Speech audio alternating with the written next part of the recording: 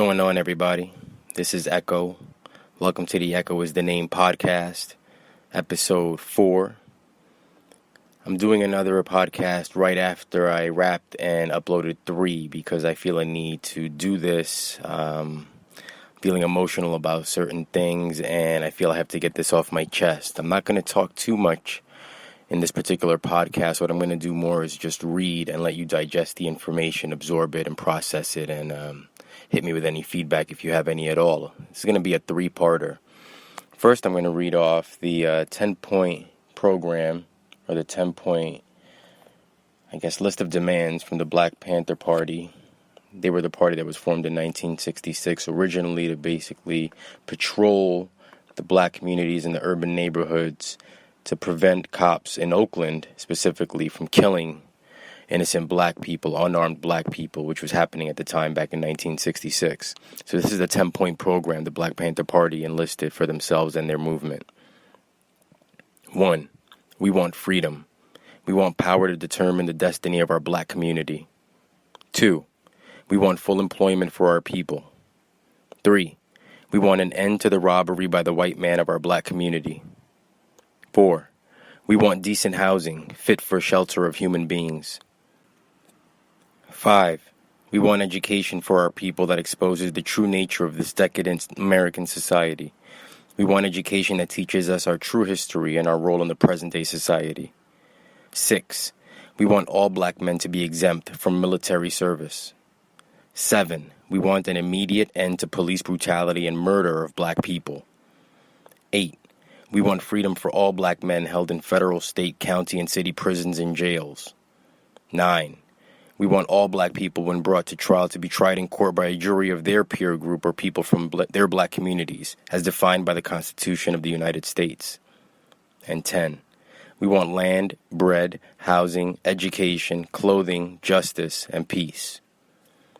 Again, this is the Black Panther Party's 10-point program. They were the party that existed in 1966 through 1972. And were put together by Huey Newton and Bobby Seale to patrol neighborhoods in Oakland while they were armed to protect black people from being killed and harassed by the local police department. I'm not going to read the list of demands from the Black Lives Matter movement, present day. 1. End the war on black people. We demand an end to the named and unnamed wars on black people, including the criminalization, incarceration, and killing of our people. 2. Reparations. We demand reparations for harms inflicted on black people, from colonialism to slavery through food and housing redlining, mass incarceration, and surveillance. 3. Invest, divest. We demand investments in the education, health, and safety of black people instead of investments in the criminalizing, caging, and harming of black people. 4. Economic justice. We demand economic justice for all and a reconstruction of the economy to ensure black communities have collective ownership, not merely access. 5. Community control. We demand a world where those most impacted in our communities control the laws, institutions, and policies that are meant to serve us. And last, political power.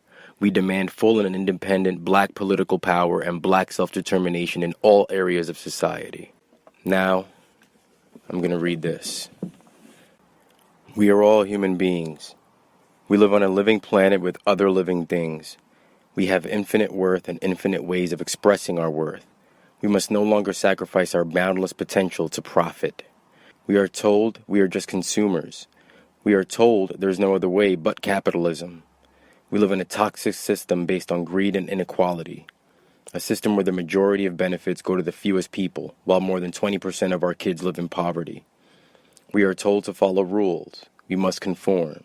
We must work longer hours for less pay. We must serve the markets, if that's what makes sense. We're told lies, lies, and more lies. We're not for sale. We're not machines for the making of money and buying of things. We are not consumers. We are creators. We are human beings with dignity. We've had enough, and it's time to take over. We're not represented. We've been usurped. We've been usurped by millionaires and billionaires and banks and corporations. We've been usurped by CEOs, hedge fund managers, corrupt politicians, Wall Street, defense contractors, lobbyists, the Federal Reserve, IMF, World Bank, and NSA. We've been usurped by profit seekers. They write the laws. They control the senators, congresspeople, and president. They've looted and continue to loot all the wealth. They take our homes, they sell our privacy as data, they spy on us, they appropriate our most precious land so they can sell us out and sell us oil. They make free trade deals with each other that rob citizens in other countries of economic freedom. They use war as a tool for economic expansion in the name of democracy. They imprison, torture, and murder innocent civilians around the world. They poison water and contaminate our food. They gouge us when we're sick. They steal public money for private profit. They use the drug war to imprison and exploit the labor of young black and brown men and women. They use a militarized police to occupy neighborhoods. They call themselves Democrats and Republicans. They buy our votes through advertising. They think we're stupid. We're not stupid. We were just asleep, but everybody's waking up now. Every human being is entitled to food, shelter, education, employment, and health care. By food, we mean food that nourishes you. By shelter, we mean clean and safe shelter. By education, we mean empowering and unfiltered and allowing critical thinking. By employment, we mean fulfilling and sustainable. And by healthcare, we mean equal, free, and accessible. They say we can afford it. Of course we can. Clean water and air are the rights of all people. Our resources are not commodities. We acknowledge the state of our planet. The acidification of our oceans, destruction of our wetlands and forests, extinction of 1/3 of all the species on Earth, a rise in the temperature we haven't seen in thousands of years. If it continues, what's going to be left? Who's going to survive? Who's going to stand by and do something? We got to change, and we got to change now. The situation is drastic. We got to stop drilling and fracking and blowing things up to get oil. We got to stop fucking with our food. We must stop recklessly growing our economy at the expense of our ecology. We got to get back to the land.